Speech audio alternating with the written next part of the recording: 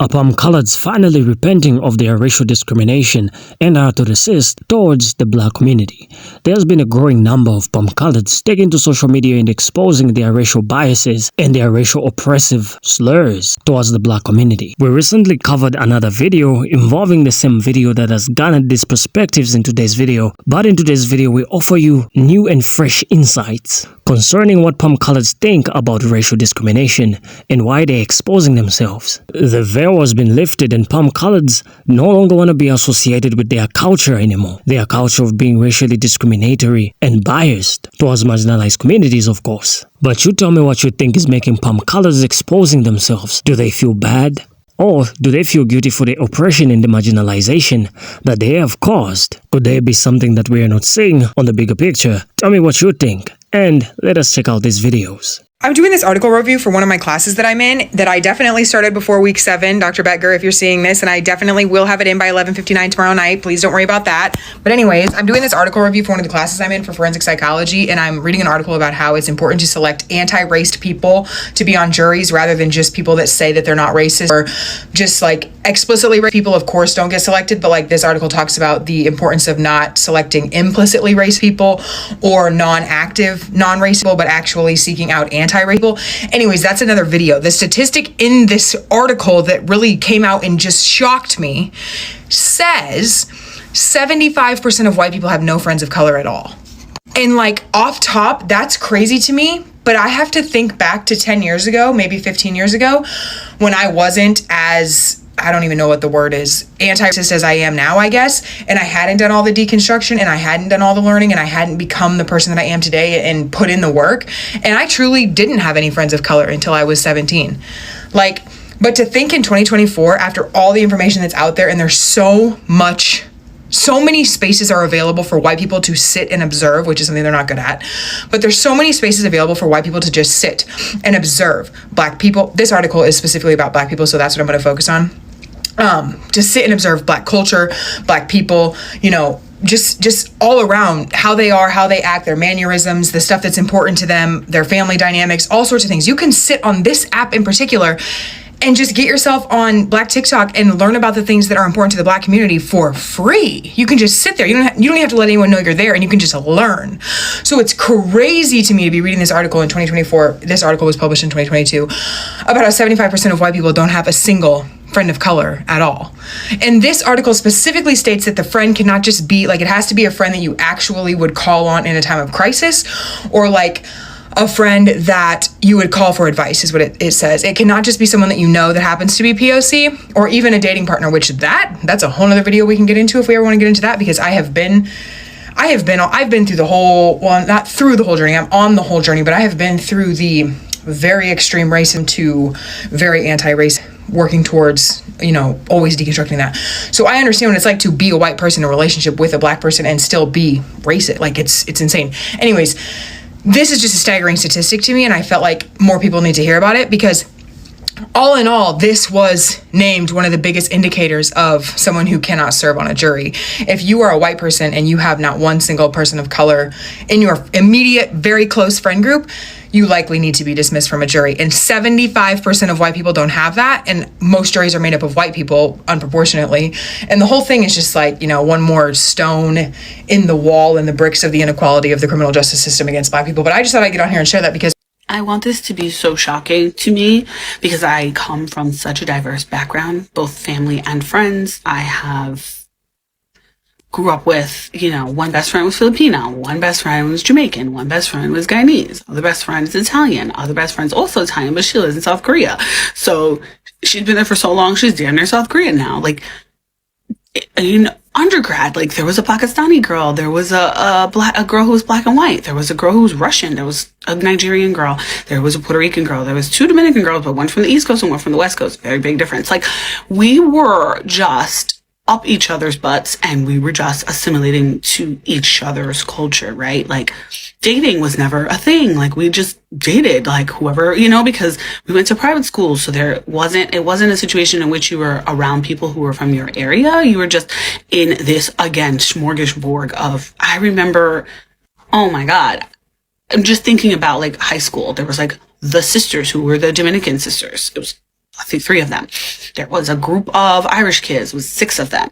There was a group of the Nigerian girls. There was 3 of them. Like, it was just normal to just be around different types of people. But this statistic, the reason why it's not shocking and makes sense is because when I grew up and I went into the workforce and I meet people and they make comments about my personality or my authenticity, it's because I can't, it doesn't click for me, right? I'm like, I'm a normal ass person with a normal ass personality, and this is how I speak, and these are the people that I know, and these are the things that I know, and these are the experiences that I have. And because I know so many other girls like myself or women like myself who are, I don't know, who have the same, either same goals that I do or further surpass anything I'm ever going to do, because I'm not going to medical school. I don't know about law school yet, but I meet these people and they're highly impressed with me, but not in a way that is because I am impressive, in a way that feels like it's impressive that I've surpassed some bar that they have in their mind. And so I'm always like, what Black people do you know? You know what I mean? Like, I literally had a recent, I don't know what to call it, but it was a comment that was made to me that I've sat on, and my husband and I have like, we've just been like percolating about it because we're just trying to understand, did they mean, find your cadence in the way that you work? Or if they mean find your like personality, meaning I don't know who I am. I am middle-aged, okay? I know exactly who I am.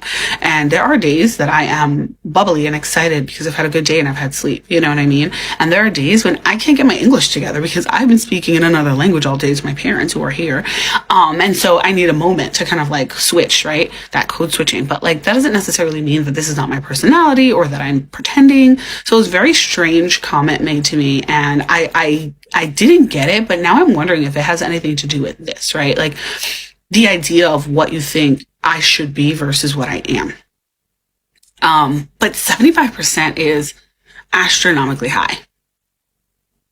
Astronomically high. And again, if you watch the creator's video, she talks about not like knowing a Black person or a person of color, but somebody that you would pick up the phone and call and rely on. I know a lot of people here in where I live that have that, a lot of all ages. So that explains a lot. That explains a lot. So if you haven't got a chance, go back and watch that video. It's very informative. She talked about how she went down the rabbit hole and did a bunch of research. But 75%, they were saying that 75% of white people don't have a person of color friend group. And she was talking about how crazy that is because like in the South, how deep the numbers are for African American people in the South. And I'll tell you a true story. So 2022, Lafayette, Louisiana, we were at Crossroads Church, and the pastor, white pastor at that, it was Black History Month. He was like, everyone's trying to decide if they're race or not. He said, I'm gonna say, this is exactly what he said, almost verbatim. He said, if you want to know if you're racist, he said, open up your social media, scroll through the last 40 pictures in your social media.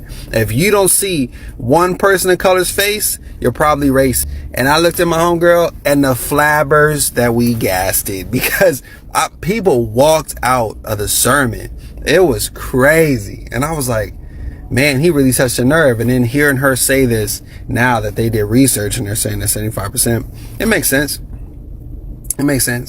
But hey, the more you know. In high school, I went to 2 different high schools. I moved in with my dad for a couple years. It was a phase. Anyway, I moved from a pretty urban, diverse area to a very, very small town. And I remember coming home and saying, Dad, where are all the Black people? Because there was like 3 Black people between the high school and the middle school at the time.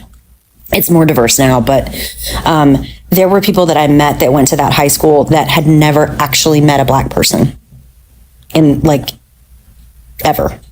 They'd seen them on TV or like at a gas station, but they'd never they don't go to the same church. They don't live in the same communities. They don't, their parents don't work for around people. They don't play the same sports, like nothing. And it was insane to me that it was just normal. And I don't think people realize how common it is for white people to just not have any black friends. So, could be some of the That is a crazy statistic, but I'll tell you something crazier, at least from my experience, because it is such like a mind F that it's weird. It's weird to see it and it's weird to experience it, but only like some people experience it and think nothing of it. But I see it quite frequently. But here's the weird part. The part that really messes me up is when you do have a black friend and somehow you and your black friend split, like you're no longer friends anymore, and you never get another black friend after that.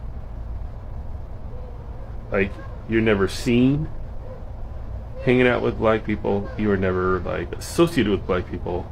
It was only like in this one moment of time you were, and now you're not anymore. And because you're not associated with this one black person, you're also associated with no more black people going forward. Like, that's just weird to me. And I think it's weird because, like, from my standpoint, I have a lot of diverse friends, right? But oftentimes, like, I see, like, if I'm friends with somebody and we kind of split apart, and I'm still kind of watching from afar, right? And because I'm watching from afar, a lot of times you can just see it where it's like, was I the only one? Was I the only, like, black friend that you ever had or will ever have? And it really messes you up as a person because you see yourself as this anomaly that has happened and will never be replicated. And I see this a lot.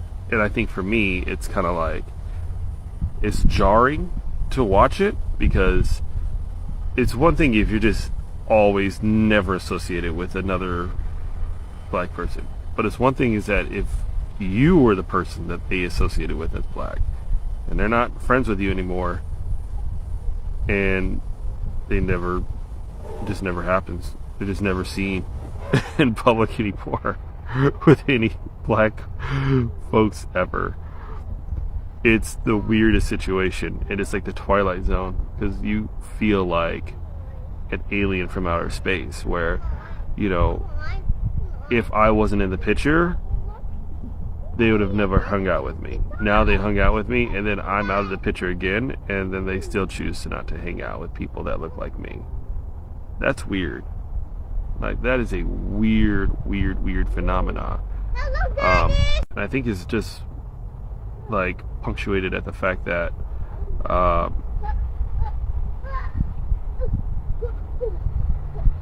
you kind of feel alone in your own skin because of that. Like, you want to build a healthy body of friends. You always want to build a healthy body of friends at any given time, but it's really weird that, you know, we strive to have a more like diverse community. We strive to have a more diverse life and friend group, but we don't. Our friend group looks the same as us, stays the same as us, and that's all we got. It's just a weird, like, for me, experiencing it makes me feel some kind of way, and it makes me question my role in the friend group, and it makes me question the person directly, and I see it all the time. I feel like this video came from like a place of love, but there's like a couple things that need to be broken down a little bit. I am pro everyone working to be anti-racist, but also at the same time, observing black people in their natural state or whatever is giving zoo character. It's giving zoo animals, okay? Like, you can naturally develop a friendship with someone, but I feel like the reason why a lot of that 75% doesn't do so is because if I have learned anything in my years of being the only black girl in rooms against my will, is that one thing white folks really hate is to feel uncomfortable a lot of the time, especially white women, but I feel like we already know that. Two, the whole going into a place of just like observing hasn't necessarily worked in the past because it becomes more of a, for example, let's look at the clock app. Does anyone remember when all the dancers on this app all the black dancers on this app did this like silent protest where they did not come up with dances for like a month just to see how the other side of dance TikTok was going to survive, and they didn't. They flopped miserably. Because why? Folks were coming into these spaces, not giving black creators their correct flowers. And then when they did, it was just like, ugh, because y'all forced me to do so. Two, I don't know why this video kind of just reminds me of like I know someone who their girlfriend is white, they're black, and homeboy literally has to beg his girlfriend to get black friends. He was like, you dating black men doesn't mean that you are a friend to black people, which I'm like, ooh, gagged her a bit, but also what's that saying about you? I hope he doesn't follow me on here. But I wish I could respond to this in the way that I want to, which I'm probably going to research this again tomorrow after I finish eating, but I'm going to leave it off at the note of the book. I think the book's called Why Are All the Black Kids Sitting Together at the Dinner Table? Oh, at the lunch table. Child, let me go eat. Juries usually contain palm-colored people as the majority simply because communities everywhere are full of them. They make up the majority of the population in most of communities in the West. But it is very important to select the jury that has palm colors that are anti-orthodoxist, palm colors that have ventured on a journey of individualization and have questioned the greater narrative of what does this purpose of being racially biased do for me? Does it help me? And once they discover that it doesn't, they begin to deconstruct that notion of being racially biased simply because it hasn't worked out for them. And that article that palm color lady was exploring is one that the researcher really emphasized a lot because perhaps they went the journey of individualization. And after seeing everything and every notion that is in our communities, a lot of narratives nowadays are being used against us. Separation is being used against us and to further marginalize and divide us. And perhaps that's the reason why palm coloreds are questioning the narrative of how am I being served by being racially biased. Now, one such book that explores this phenomenon is Why Are All the Black Kids Sitting Together at the Lunch Table? And let's look at the summary of this. Why Are All the Black Kids Sitting Together at the Lunch Table is a seminal book by Beverly Daniel Tatum that explores racial identity development, particularly focusing on the experiences of black youth. Tatum examines how societal structures, cultural influences, and personal experiences shape racial identity formation, leading to phenomena such as self-segregation, and we're going to look at self-segregation later after this, and racial tensions in schools and communities. Through insightful analysis and real-life anecdotes, Tatum offers a framework for understanding and navigating racial dynamics, encouraging dialogue and action towards creating a more inclusive and equitable society. So this is exactly what this palm-colored woman was talking about, or what I was talking about in relation to this palm-colored woman who came up with this article about suggesting that about 75% of palm-coloreds do not have a black friend. Now, the reason why I'm citing this is because people usually go on a journey of individualization, trying to discover and trying to answer questions that are common in our communities, but people do not seem to be aware of their causes, but they are pretty much taking part in the effects or are pretty much suffering the implications of those phenomenon and causes. The more and more people begin to think and question for themselves everything that is happening around them, the more people are going to begin to wake up, and the more the masses are now going to break free from all the phenomena that separate us. Because what separates palm colors from blacks is, of course, racial discrimination. What separates blacks from blacks is religion and other things among its black communities.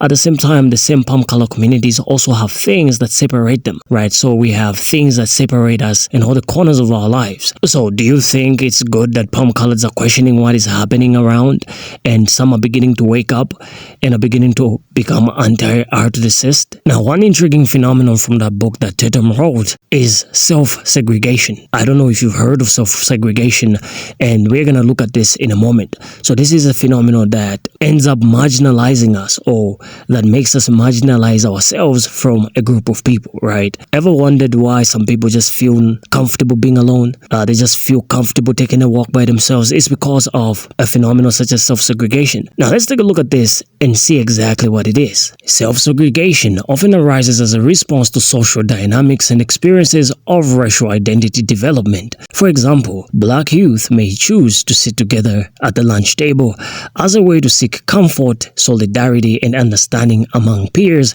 who share similar experiences of R to the cyst and discrimination.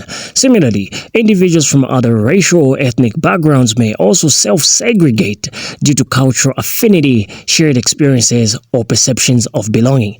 Now, I'm an African, and of course I'm going to give an example based on an African perspective.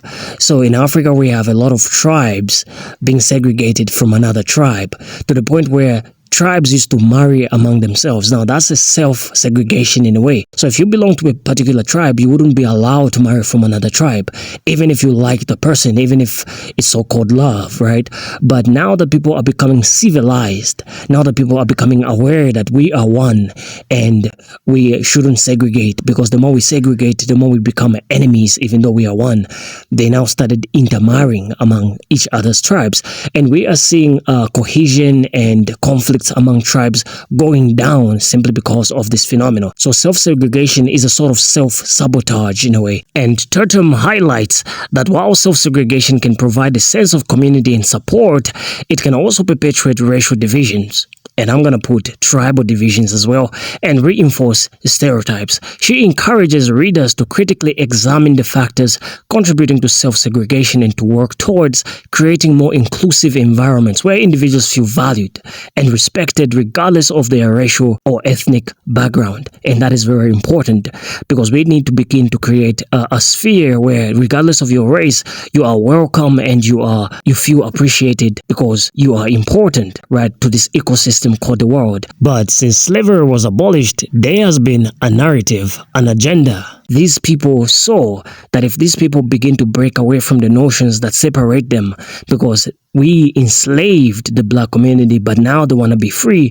and they are free, we need to create phenomenons among them that are going to separate them from one another. Hence, they started sponsoring whiteness, right?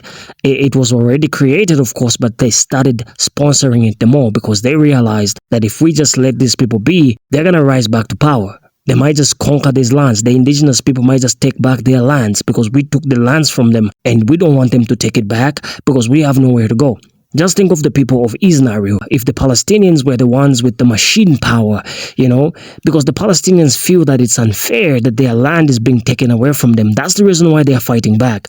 But if they were the people that would be like, hey, let's just leave them because they are white or they are palm colored and we are not. Let's just live in harmony and give them the highest portion of the land, because that's what Israel and former US President Bill Clinton, I believe, offered to them. They offered them a portion of the land, about maybe 40% or less, right? And told them that so long as you accept this portion of the land, as long as Palestinian refugees will not be allowed back to claim back their original lands, we're going to allow you to have 40% of all the land. That was the proposal given to the Palestinians by Israel. But the Palestinians, because they are smart and they realize that this is sidelining us and segregating us in our own land, they declined that offer, right? So if the indigenous people and the people that are black and are marginalized begin to realize that we are actually the original of this community, we are actually the original of this country, there's going to be a war, and they don't want that. So what do? They create a phenomenon in others among themselves that will further suppress black people and people of color. And perhaps that explains the crimes that take place to the black community, because they don't want the black community to rise up. They don't want the black community to become large in number and in population. Perhaps that also explains why the issue of immigrants is escalating. Immigrants are coming to take homes and take up food resources. The black community pretty much has been living there, and people of color have been living there, and the indigenous people have been living there, and they've never seen or had a privilege of such opportunities. And that's it on our discussion. Leave your thoughts in the comments. I will see you in the next video. Signing off. Take care.